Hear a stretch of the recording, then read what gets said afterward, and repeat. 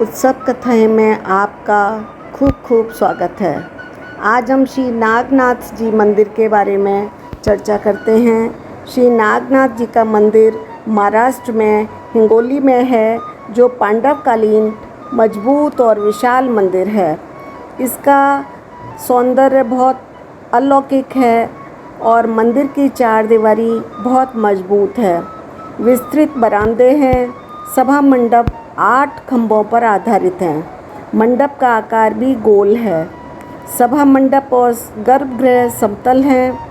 श्री नागनाथ जी की मुख्य लिंग मूर्ति आंतरिक छोटे गर्भगृह में रखी गई है। यहाँ पर मूर्ति के सामने नंदी जी नहीं हैं। नंदी जी का अलग से पीछे नंदिकेश्वर मंदिर है और मंदिर के चारों ओर 12 ज्योतिर्लिंगों के छोटे मंदिर भी हैं। धर्मांध औरंगजेब ने जब इस मंदिर को तोड़ना चाहा, तब मंदिर से हजारों ब्राह्मण आकर औरंगजेब और उसके सैनिकों पर टूट पड़े। तोड़ने का काम बीच में ही अधूरा छोड़कर औरंगजेब वहां से चला गया और भक्तजनों ने उस भग्न मंदिर को फिर से ठीक किया। इस ज्योतिर्लिंग की मुख्य कथा इस प्रकार है।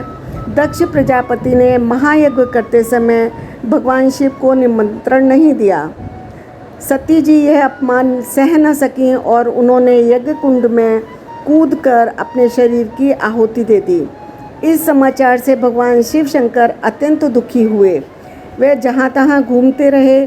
घूमते घूमते वे अमरदक नाम की एक विशाल झील की तट पर आकर रहने लगे।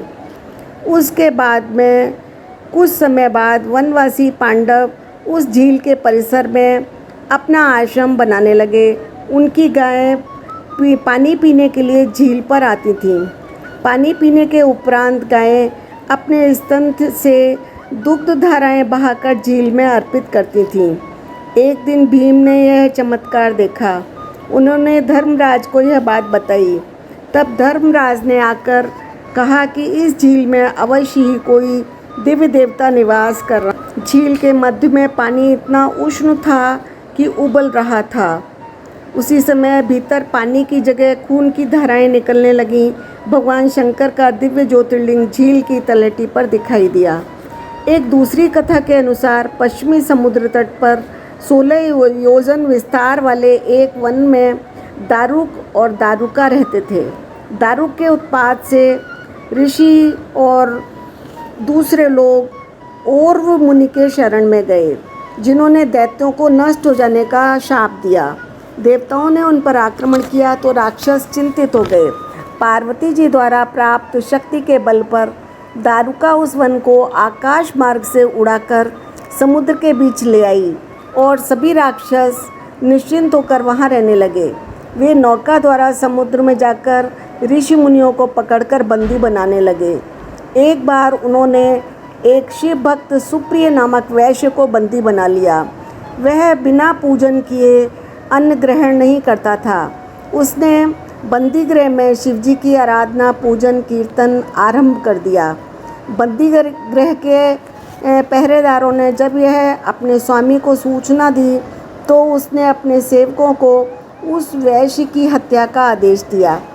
इस पर सुप्रिय ने भगवान शंकर से प्रार्थना की। भगवान शंकर प्रकट हुए और क्षण मात्र में ही राक्षसों का संहार कर दिया। दारुका को पार्वती जी का वर प्राप्त था।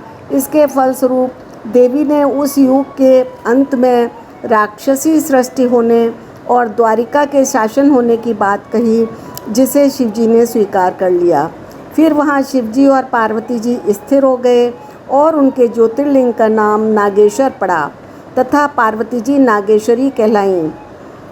तो अब फिर मिलते हैं अगले एपिसोड में। तब तक हर हर महादेव।